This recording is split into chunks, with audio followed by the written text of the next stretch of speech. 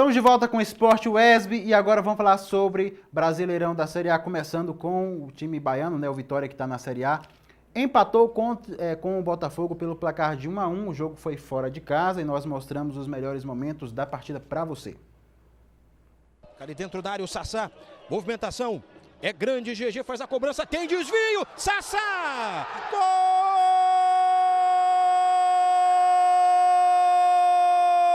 do Botafogo! O Botafogo abre o placar com o Sassá esticando a perna. Depois do desvio, comemoram os jogadores do Botafogo, também o torcedor alvinegro. Mais uma vez, como veio a cobrança do GG, o Luiz Ricardo se antecipa ao Diego Renan e o Sassá estica a perna para marcar o primeiro gol do jogo. Botafogo em vantagem por outro ângulo. Botafogo 1, Vitória 0, Edinho. E quer dizer que o Ricardo trabalhou bem no vestiário. Fez a mudança tirou o Ribamar, que não vinha bem no primeiro tempo, colocou o Sassá. E adiantou as linhas. Você vê que nesse comecinho de jogo, o Botafogo já pressionando a equipe do Vitória, que ficou olhando só a equipe do Botafogo jogar. Em poucos minutos, o Botafogo teve duas oportunidades de fazer o gol e uma delas ele fez o gol. Vander faz o passe, Marinho adiantou, bateu pro gol, Sidão faz a defesa. Ainda volta com o Vitória. Marinho mais atrás, Diego Renan recebeu, faz o levantamento, o desvio. Gol!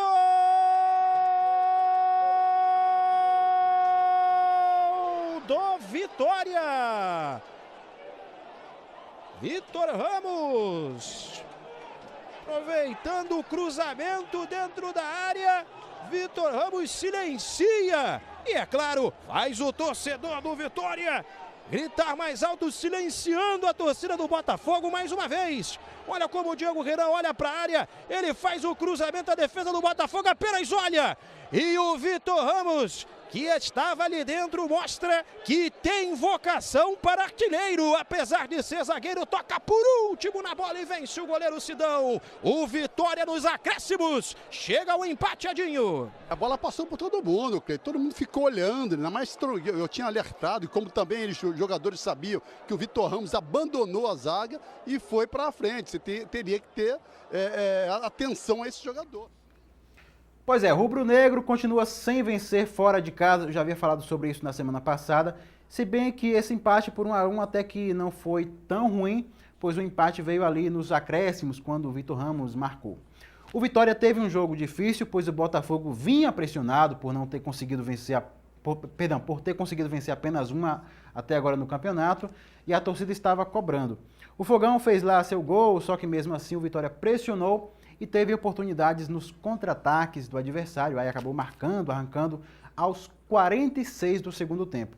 O Vitória volta a campo depois de amanhã, quarta-feira, contra o São Paulo no estádio do Morumbi. São Paulo que perdeu de virada para o Atlético Paranaense. Agora, sobre esse jogo do São Paulo, né, que foi um verdadeiro vexame, o São Paulo vacilou. E os outros jogos da Série A do Campeonato Brasileiro, quem dá o recado é Paula Dorachotto. Então, Juraci, pela 7ª rodada do Brasileirão, São Paulo perdeu em casa e de virada para o Atlético Paranaense por 2-1. Fluminense e Grêmio ficaram só no 1-1, mas foi uma partida que teve muita confusão. Teve pênalti não marcado, expulsão foi sofrido para o juiz. O Internacional venceu o América Mineiro por 3-1 em um jogo equilibrado, já que os mineiros pressionaram muito. A Ponte Preta venceu a Chapecoense por 2-1.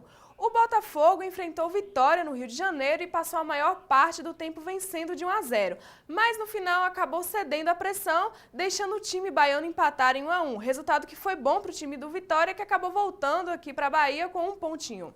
Em Curitiba, apesar dos 5 graus, a partida entre o Coxa e o Sport foi quente. O jogo teve 11 cartões amarelos e 2 vermelhos, mas o Coxa acabou vencendo por 3-2 o time pernambucano. O Santos finalmente venceu fora de casa, quebrando aí um jejum de quase um ano. Ele venceu o Santa Cruz por 2-0. O Figueirense, na semana que completa 95 anos de fundação, não poderia ter recebido presente melhor. Venceu o Flamengo no Orlando Scarpelli por 1-0. No clássico entre o Palmeiras e o Corinthians, o Verdão se deu bem e venceu por 1-0 o Timão.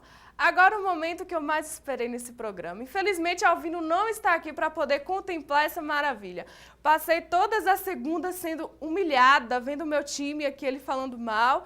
E agora esse grande dia chegou, né? O Cruzeiro humilhou o Atlético dentro de casa. Além de vencer, sair da zona de rebaixamento, colocou o Galo lá. Vamos combinar que foi um arraso, né? O Inter voltou a ser líder, né? Com a vitória dessa semana com 16 pontos. O Palmeiras se deu bem e fica na vice-liderança. Em terceiro aparece o Grêmio com 14 pontos. E o Corinthians com a derrota fica em quarto lugar. O Santos fica no quinto, seguindo do Flamengo, São Paulo, Ponte Preta, Atlético, Chapecoense e Fluminense, todos com 10 pontos.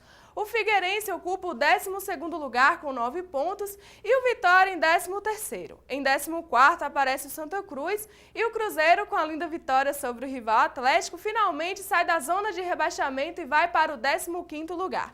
O Coxa fica em 16º com 7 pontos. Então, abrindo aí a zona de rebaixamento, tem o Atlético Mineiro com 7 pontos, seguido do Sport, América Mineiro e Botafogo, todos com 5 pontos.